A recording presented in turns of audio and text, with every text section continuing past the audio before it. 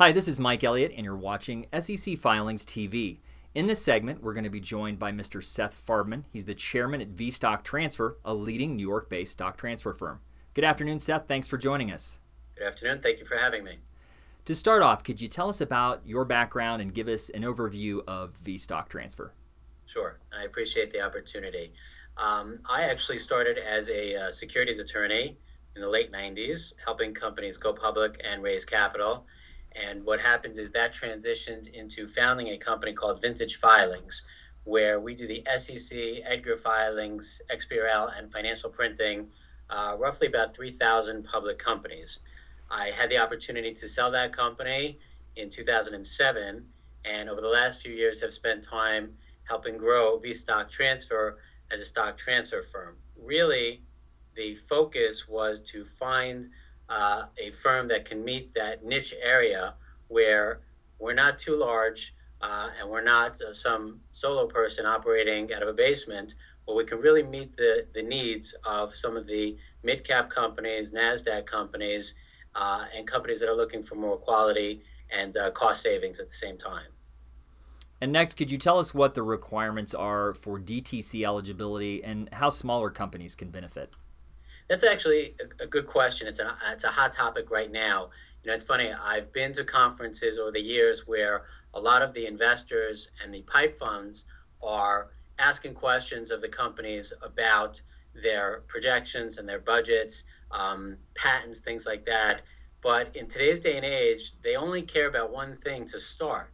They ask, are you DTC eligible? And that's very important for companies, specifically in the NASDAQ markets and the OTC markets, because DTC allows companies, in effect, to assist with liquidity and to bring costs down for their shareholders in a variety of different ways. I'll give you an example. The way that the world would work without DTC eligibility is somewhat archaic, and these companies are stuck in the world of physical certificates. So if you think about it just from a common sense standpoint, as an investor, I would write a check. The company would have to coordinate with the transfer agent. The transfer agent would then have to coordinate with the brokerage firm. They would FedEx it to the clearing firm, and it would likely take 2 to 3 weeks to effect this type of a transaction, as opposed to an electronic format, which can be done in a matter of hours. On top of that, I think it's important for the viewers to know that the fees for deposits in this environment for some of the small cap companies are on the high side. I mean, I've literally had it where you could have a certificate that's valued at $400, but the brokerage firm fees to deposit that certificate could be almost $1,500. Whereas if a company is DTC eligible and they can do things in electronic format, it really helps reduce the costs of the investors. So that's another motivation for the issuers themselves to want to address the DTC issues for their company. And are the benefits of DTC eligibility worth it for OTC markets and OTCBB traded companies, or only for New York Stock Exchange and Amex markets that require it? I think that it is. In other words, it's not a requirement for a OTC company to be DTC eligible, but as I had said, most investors look for that sort of stamp of approval, so to say, for a company to have DTC eligibility, because it also helps with liquidity in terms of transactions, buying and selling.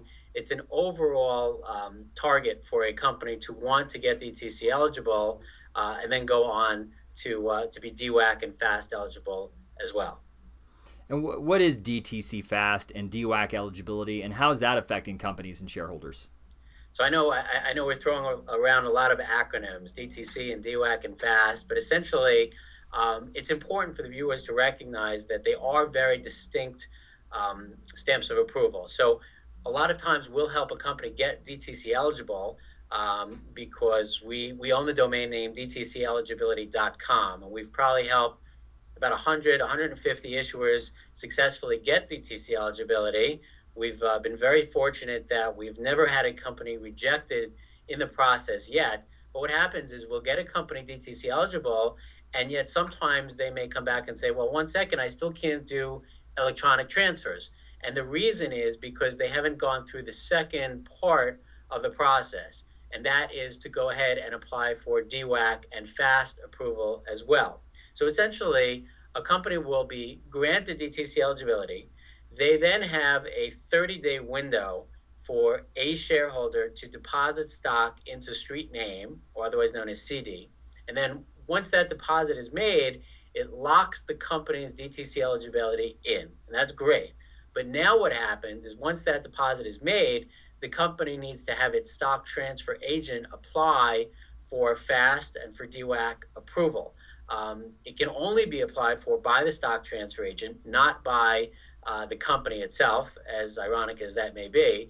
And typically, DTC gets back to us within a week to 2 weeks, either approving FAST or denying it. The difficult part for a lot of people to digest or to accept is that DTC doesn't tell the issuer why they may be rejected. So the response will either be, congratulations, you're on the DWAC FAST system, or you've been denied, and you can feel free to try again in 30 to 60 days. Based on the experience that we have of filing so many applications, there are a multiple number of reasons why we can guess why a company might be rejected, anywhere from because they have large issuances of billions of shares, maybe their stock price is at a certain level, maybe they've done certain types of toxic convertibles or transactions, and we can work with the company to go ahead and guess why they might be denied and help them work towards getting approval. But it is important to point out that DTC is just the first step. Then they will want to go ahead and get DWAC and FAST approval to better service their shareholders. And now, could you tell us about the DTC chills and how companies get this status removed? Absolutely. And it is important to point out that a chill is an entirely different beast than DTC eligibility. We do get calls from potential clients that say, oh, I'd love your help with DTC eligibility. And then we find out that they don't need the initial application, but they've already been DTC eligible. They need to now deal with this chill. The DTC has gotten much better over the last 6 months to a year in terms of working with issuers to disclose why a chill was placed on a particular company.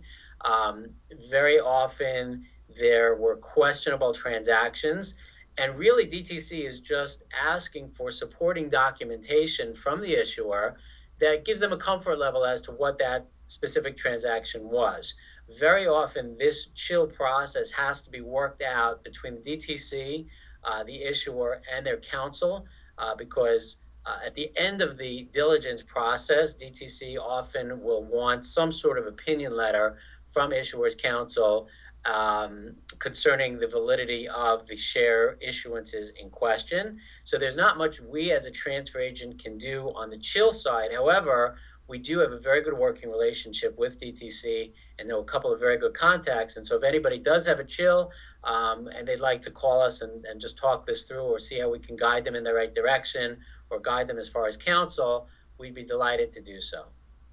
And speaking of the transfer agent, what role do they play in assisting public companies with some of the issues we've discussed? I think it plays a very vital role. There are some smaller transfer agencies out there that they themselves are not, I'll use the word licensed, but they're not approved for DWAC or FAST transactions. So they're simply outsourcing it to a third-party provider. I would encourage anybody or any issuer who is interested in DTC eligibility, who is interested in DWAC and FAST, to be able to increase liquidity and increase the exposure for your company, to really utilize a transfer agent that they themselves are fully approved in all of these features and all of these services, which VStock Transfer is. And I just think in general, it's important to interact with a transfer agent that understands the mechanics and the players of what needs to be in order for these companies to meet the objectives that they're trying to accomplish. And Seth, that's all the questions I had for today. Were there any comments or anything else you wanted to add before we close? No, just that I appreciate the opportunity, and that I would encourage the viewers that you have to really use us at VStock Transfer as a quarterback. Myself, as someone who has been servicing public companies for close to 15 years, companies of all shapes and sizes, really use us as a springboard or as a Rolodex. I mean, we have great relationships with clearing firms and market makers, broker dealers, pipe funds, as well as IR firms. And so if there's any question in terms of structure, exposure, a need for introductions, we're a lot more than just an average stock transfer agency. We'd welcome the opportunity to speak with you and see how we can add value in a multitude of ways as well.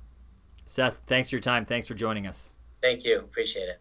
We've been talking to Mr. Seth Farbman. He's the chairman at VStock Transfer, a leading New York-based stock transfer firm. To learn more about them, please visit their website at www.vstocktransfer.com. Thank you.